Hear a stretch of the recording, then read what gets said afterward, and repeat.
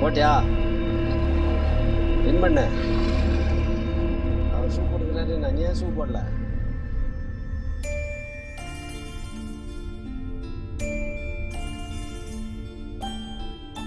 ஏண்டா நம்ம ID card போலாம் செக் பண்ணாங்க, டக்கின் பண்ணலாம் செக் பண்றாங்க, ஷூ போல கூட செக் பண்ணாங்க, புக் எடுத்ததை எவனா செக் பண்ணாங்களாடா? ஆமாண்டா, இதை சும்மா விடக்கூடாதுவா. சரி வாடா சங்க இருக்குடா. டேய் விஷ்ணு, நீயா? சொல்லுங்க.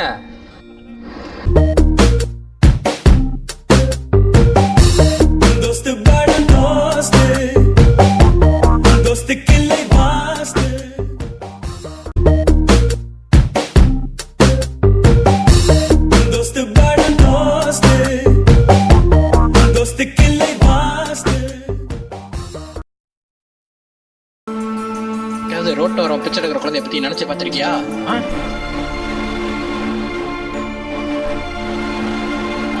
கேட்டா மச்சான் சோகமா இருக்க. சார் சொந்த வச்சு ஃபீல் பண்ணுவியா? ஆமாடா.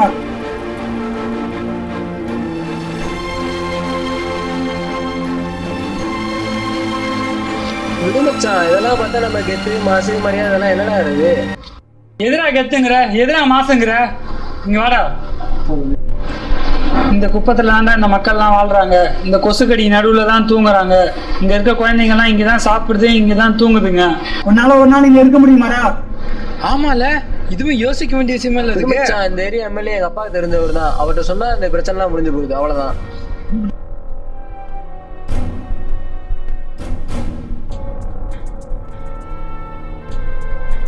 மச்சி, எம்எல்ஏக்கு சின்ன வீடா பெரிய வீடா?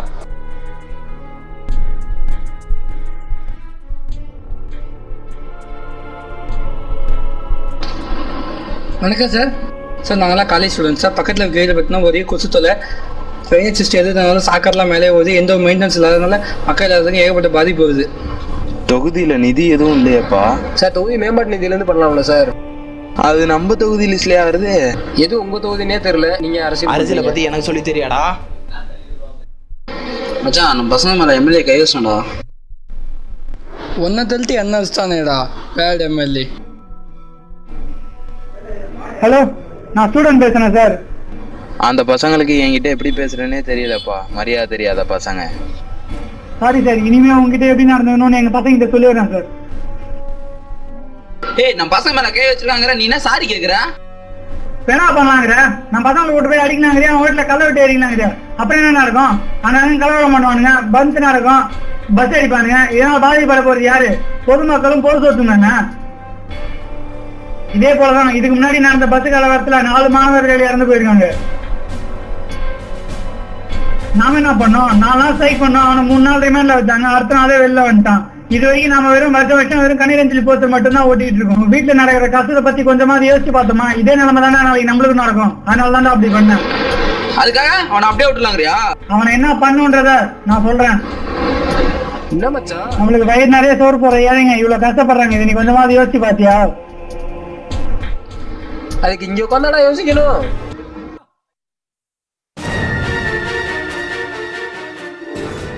ஜப்பானுங்கிறது ஒரு சின்ன நாடு. அது இயற்கை வளத்தால பாதிக்கப்பட்டாலும் அவங்க திறமையால முன்னுக்கு வந்திருக்காங்க. நம்ம நாட்டுல இவ்வளவு வளம் இருந்தோம், நம்மளால ஒண்ணும் பண்ண முடியலையே. மச்சான் அவன் ஜப்பான் போய் ட்ரை பண்றான்டா, அதாடி பேசினே இருக்கான். ஷப்பா போங்கடா.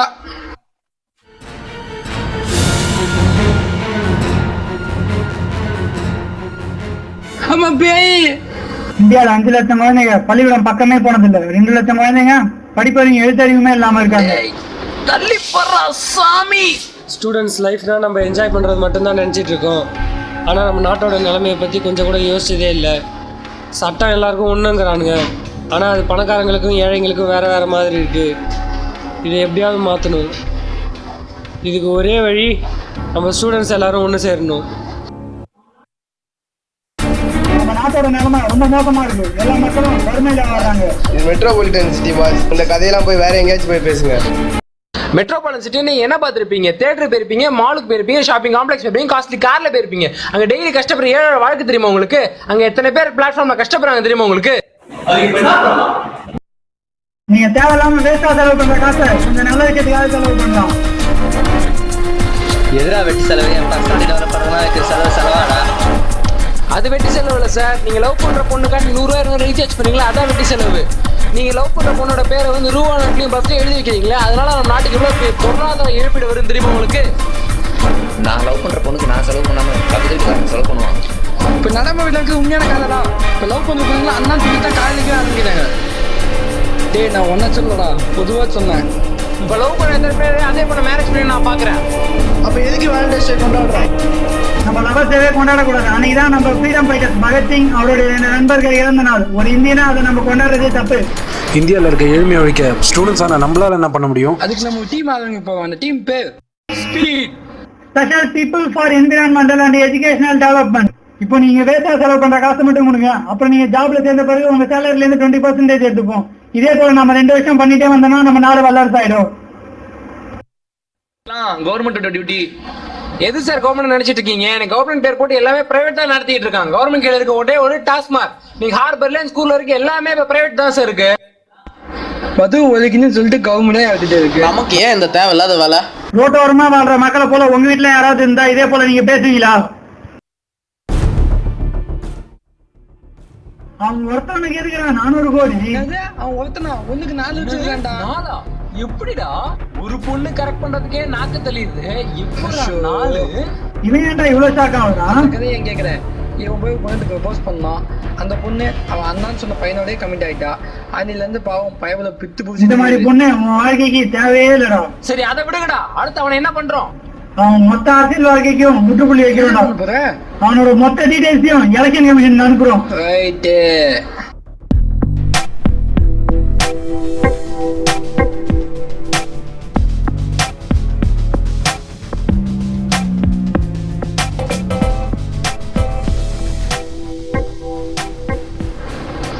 மச்சான் அவன் பேங்க் டீடைல்ஸை பாடுறா.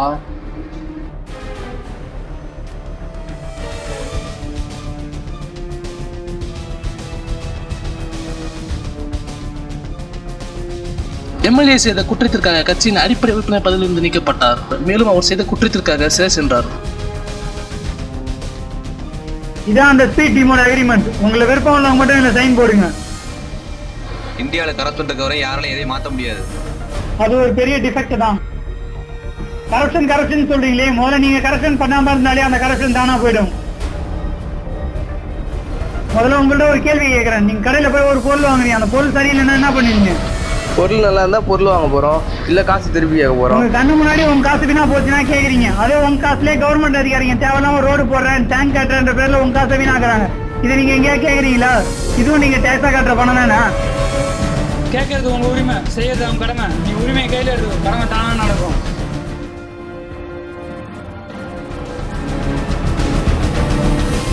தமிழ்நாட்டில் மொத்தம் 234 தொகுதி இருக்குது. அதில் வட்டம், மாவட்டம், தலைவர், கவுன்சிலர், எம்எல்ஏ, எம்பி, சிஎம்பி, சின்ன பூச்சிலேருந்து பெரிய திமிங்கில வரையும் இருக்குடா.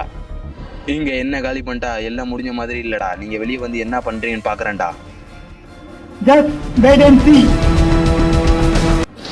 100 இளைஞர்களை என்கிட்ட தாங்க, இந்த இந்தியாவையே மாற்றி காமிக்கிறேன் அப்படின்னு விவேகானந்தர் சொன்னதை நம்ம வெறும் சினிமா டைலாகாகவே யூஸ் பண்ணிகிட்டு இருக்கோம். உண்மையிலேயே இளைஞர்கள் நினச்சா இந்த இந்தியாவை புரட்டி போட முடியும். முயற்சி பண்ணி பார்ப்போமா?